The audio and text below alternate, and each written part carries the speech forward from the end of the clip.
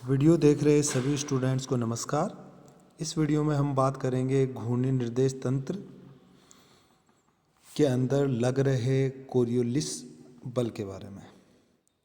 सबसे पहले हम बात करेंगे कि घूर्णी निर्देश तंत्र में स्थिति सदिश का रूपांतरण किस तरीके से हम कर सकते हैं। इसके लिए दो निर्देश तंत्र हम कंसिडर करते हैं। एक एस निर्देश तंत्र जो कि स्थिर निर्देश तंत्र होगा। इसमें 3 कोऑर्डिनेट्स होंगे एक्स वाई जेड, और इन कोऑर्डिनेट्स से रिलेटेड जो यूनिट वेक्टर्स हैं, एकांक सदिश हैं, वो परिवर्तित नहीं होंगे, स्थिर होंगे। फिर दूसरा निर्देश तंत्र यहाँ पे हम कंसिडर करते हैं जो पहले वाले निर्देश तंत्र के सापेक्ष एक नियत कोणीय वेग ओमेगा वेक्टर से घूम रहा हो। अब कोणीय वेग ओमेगा से घूम रहा है तो इसके जो एक्सिस हैं वो तीनों रोटेट होंगे। इस कारण से इनके जो स्थिति सदिश हैं वह समय के साथ परिवर्तित होंगे। अब यहाँ पे P बिंदु मानते हैं। इस P बिंदु के S निर्देश तंत्र में जो कोऑर्डिनेट्स हैं वो x y z मान लेते हैं, और जो दूसरा निर्देश तंत्र है उसमें जो कोऑर्डिनेट्स हैं वो x डैश y डैश और z डैश मान लेते हैं P बिंदु के। अब S निर्देश तंत्र में हमें पता है कि जो स्थिति सदिश है उसको हम रिप्रेजेंट करते हैं r vector x i cap, y j cap और z k कैप के हिसाब से। अब यहाँ पे देखने वाली बात यह है कि आर जो घूमने वाला निर्देश तंत्र है उसमें जो स्थिति सदिश है वो भी कोऑर्डिनेट्स और कोऑर्डिनेट्स की डायरेक्शन में जो यूनिट वेक्टर्स हैं उनके मल्टीप्लिकेशंस को हम सम कर दें तो हमें स्थिति सदिश मिल जाएगा। लेकिन यहाँ पे जो यूनिट वेक्टर्स हैं एक्सिस की डायरेक्शन में I dash cap, J dash cap और के डैश कैप वो समय के साथ परिवर्तित हो रहे हैं। ये फिक्स नहीं है, नियत नहीं है।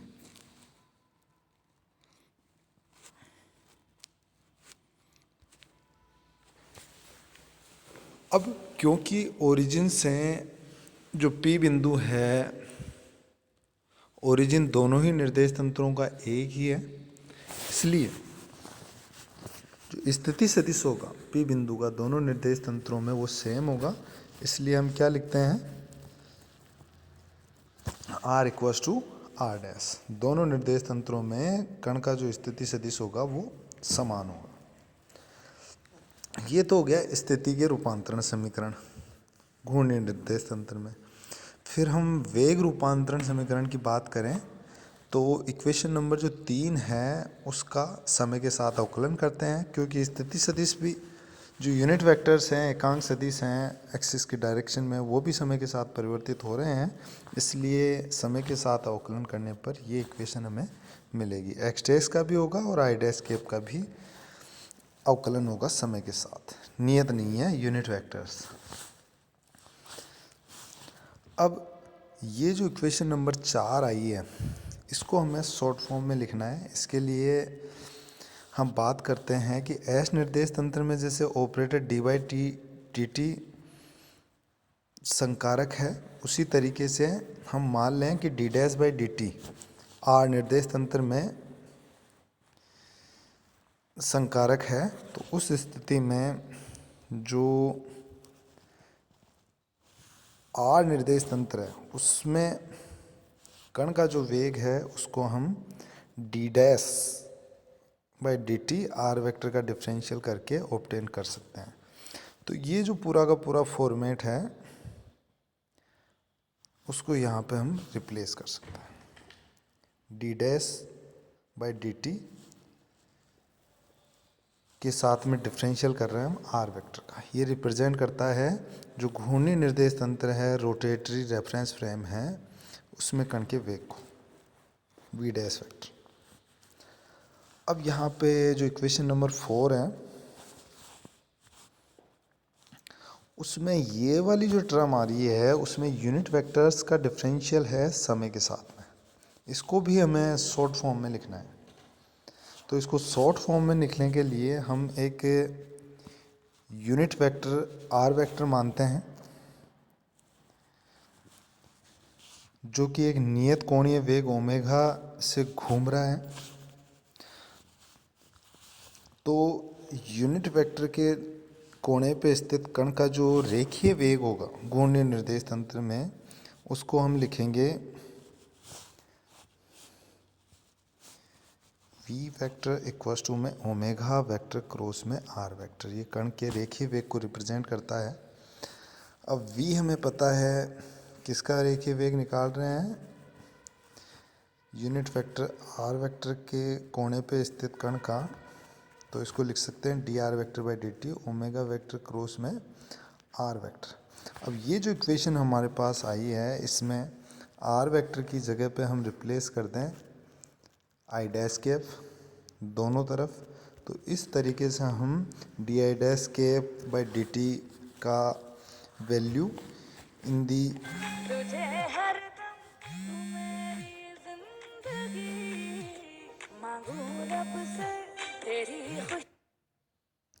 सॉरी तो इस तरीके से हम जितने भी यूनिट वेक्टर्स हैं घूर्णन निर्देश तंत्र के अंदर उनकी वैल्यूज़ ओमेगा वेक्टर के क्रॉस प्रोडक्ट की टर्म्स में निकाल सकते हैं कि टाइम के साथ में किस तरीके से यूनिट वेक्टर्स परिवर्तित होंगे। ये तीनों वैल्यूज़ भी उठा के हम इक्वेशन नंबर 4 में रख दें और 5 से भी वैल्यू उठा के 4 में रख दें। तो जो वैल्यूज़ हमें मिलेंगी रखने के बाद में वो ये आ जाएंगी, जहाँ पे D R by D T जो स्थिर निर्देश तंत्र है उसमें कण का वेग को रिप्रेजेंट करता है, D dash R vector by D T है वो घूर्णन निर्देश तंत्र में कण के वेग को रिप्रेजेंट करता है। और ये वाली जो टर्म है वो हमें दिख रही है कि जो घूर्णन निर्देश तंत्र में स्थिति सदिश होगा कण का पी बिंदु का, उसको रिप्रेजेंट करती है। तो इसको हम आर वेक्टर से रिप्रेजेंट कर सकते हैं। अब यहाँ पे एक इम्पोर्टेंट इक्वेशन आ गई, ये आगे भी काम में आएगी। तो D dash R vector by D T की जगह पे वी डैश वेक्टर लिख दिया और हमें वी डैश वेक्टर चाहिए जो घूर्णन निर्देश तंत्र है उसमें कण का क्या वेग होगा। तो ये इक्वेशन हमें मिल जाती है। ये वेग का रूपांतरण समीकरण कहलाता है घूर्णन निर्देश तंत्र के लिए। फिर हम बात करें त्वरण का रूपांतरण। त्वरण का रूपांतरण करने के लिए हमें इक्वेशन नंबर जो 9 है उसका उपयोग करना पड़ेगा। इक्वेशन नंबर 9 में एक तरफ डी बाई डी टी है, आर वेक्टर है, और दूसरी तरफ भी आर वेक्टर को यदि हम कॉमन ले लें तो D dash by D T plus में ओमेगा वेक्टर और आर वेक्टर बार। तो हम देख रहे हैं कि डी बाई डी टी जो कि इस निर्देश तंत्र में समय का अवकलन है वो बराबर होगा घूर्णन निर्देश तंत्र में D dash by D T plus omega के। तो ये चीज़ बहुत ही इम्पोर्टेंट है। तो यहाँ पे एक हमने एक संकारक प्रोड्यूस कर लिया D by D T equals to D dash by D T plus में ओमेगा वेक्टर और क्रॉस प्रोडक्ट। ये जो ऑपरेटर है उसको हम इक्वेशन नंबर 9 के ऊपर ही फिर से ऑपरेट कर दें तो ये देगा हमें एक्सेलरेशन स्थिर निर्देश तंत्र में, और एक बार D dash by D T को यहाँ पे ऑपरेट करवाएं फिर ओमेगा क्रॉस को यहाँ पे ऑपरेट करवाएं तो ये रिजल्टेंट इक्वेशन हमें मिलती है। अब यहाँ पे क्योंकि ओमेगा वेक्टर है वो कांस्टेंट है तो इसका समय के साथ अवकलन जो है वो शून्य होगा। तो ये टर्म है वो 0 हो जाएगी और बाकी बची हुई 4 टर्म्स हमें मिल जाएगी।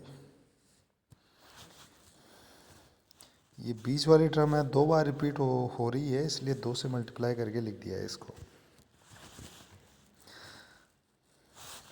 तो कुल मिला के ये इक्वेशन हमें मिलती है D dash R vector by D T किसको रिप्रेजेंट करता है? घूर्णन निर्देश तंत्र में वेग को। तो इसको वी डैश वेक्टर से रिप्लेस कर दिया है। ये वाले टर्म घूर्णन निर्देश तंत्र में एक्सेलरेशन को, तो ए डैश वेक्टर। अब इसमें हमें एक्सेलरेशन जो चाहिए वो घूर्णन निर्देश तंत्र में चाहिए, तो ए डैश को दूसरी तरफ ले जाएंगे और बाकी बची हुई टर्म्स को दूसरी तरफ, तो हमें रिजल्टेंट जो मिलता है ये इक्वेशन मिलती है। इसमें ए डैश घूर्णन निर्देश तंत्र में त्वरण को रिप्रेजेंट करता है, ए वेक्टर जो स्थिर निर्देश तंत्र है उसमें कण के त्वरण को रिप्रेजेंट करता है। अब बाकी जो दो टर्म्स बची हुई हैं वो बहुत इंपॉर्टेंट है। ये वाली जो टर्म है 2 ओमेगा वेक्टर क्रॉस में वी डैश वेक्टर, ये त्वरण को रिप्रेजेंट करती है कोरिलेसिस त्वरण को। ये कोरिलेसिस त्वरण को रिप्रेजेंट करती है और ये जो त्वरण होता है वो घूर्णन निर्देश तंत्र में कण का जो वेग होता है उसके कारण लगता हुआ प्रतीत होता है। दूसरा जो लास्ट वाली टर्म आ रही है वो अपकेंद्रीय त्वरण को रिप्रेजेंट करती है और ये त्वरण जो निर्देश तंत्र घूम रहा है उसके कारण लगता हुआ प्रतीत होता है।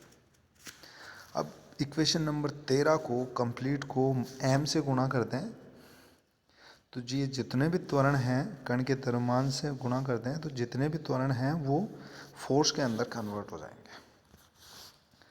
तो घूर्णन निर्देश तंत्र में कण पे जो बल लगेगा वो स्थिर निर्देश तंत्र में कण पे बल लग रहा है वो कोरियोलिस फोर्स और सेंट्रीफ्यूगल फोर्स, तीनों को मिला के रिप्रेजेंट होता है।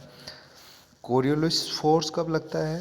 जब घूर्णन निर्देश तंत्र में कण गति कर रहा हो तब लगता है।